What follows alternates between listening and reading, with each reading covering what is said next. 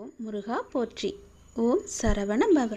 என் அன்பு குழந்தையே, உன் இப்போதைய நிலை கண்டு நீ துவண்டு கொண்டிருக்கிறாய். இந்த நிலை இப்படியே இருக்குமா? என்னை மீட்பார் யாரும் இல்லையா? எனக்கு உதவுவதற்கு யாரும் இல்லையா என்று உன் மனம் ஏங்கி தவித்து கொண்டிருக்கிறது. எல்லாமே எனக்கு தெரியும். நீ நம்பிக்கையை இழக்காதே கண்மணி. கொஞ்சம் காலம் பொறுமையாக இரு. கொஞ்சம் பொறுமை காத்துக்கொள். எப்பொழுதுமே நான் உன்னுடன் தான் இருப்பேன்.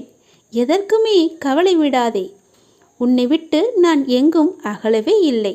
கொஞ்சம் தூரம் கூட நான் உன்னை விட்டு என்னால் செல்ல முடியாது. ஏனென்றால் நீ அப்படிப்பட்ட சூழ்நிலையில் சிக்கி தவித்து கொண்டிருக்கிறாய். உனக்கே என்ன ஆகிவிடுமோ என்ற பயம் உன் மனதிற்குள்ளே ஆணி வேறாக அச்சாணி போட்டு அமர்ந்திருக்கிறது. முதலில் நான் இருக்கிறேன் என்று நீ நம்ப வேண்டும்.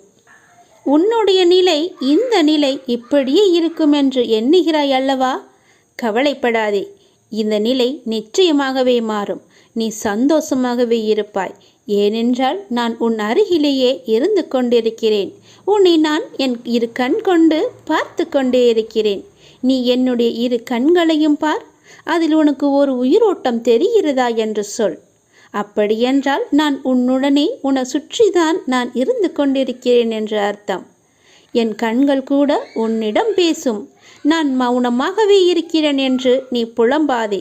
உனக்கு வேண்டியது எல்லாமே நான் செய்து கொண்டு தான் இருக்கிறேன். என்னால் நேரடியாக வந்து செய்ய முடியாது. அதனால்தான் யாரோ ஒருவர் மூலம் நான் செய்து கொண்டிருக்கிறேன். நீ எப்பொழுதெல்லாம் இக்கட்டான சூழ்நிலையை சந்திக்கிறாயோ அப்பொழுதெல்லாம் என் பெயரை சொல்லி கூப்பிடு. நான் உன் அருகில் இருப்பதை நீ உணர்வாய். நிச்சயமாகவே உணர்வாய். உன்னை விட்டு நான் எங்குமே போக மாட்டேன். என் இரு கண்களும் உன்னை மட்டும்தான் பார்த்து கொண்டே இருக்கின்றன. அதனால் நீ எதற்குமே பயப்படாதே. துணிந்து செல்.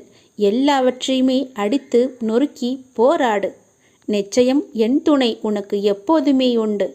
என் அப்பா என்னை பார்த்து கொண்டிருக்கிறார் என்ற நம்பிக்கையோடு, என் அப்பா என்னை சுற்றி இருக்கிறார் என்ற நம்பிக்கையோடு, என் அப்பா எனக்கு உதவுவார் என்ற நம்பிக்கையோடு செயல்படு என் தங்கமே. நான் எப்போதும் உன்னுடன் தான் இருப்பேன். நீ கவலையற்று இரு.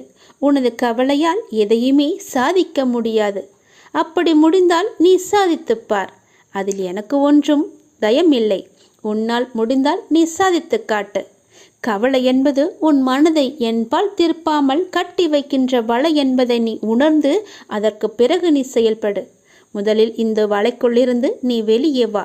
அப்போது நான் உனக்கு முழுவதுமாகவே உன் கண்களுக்கு நான் காட்சி தருவேன்.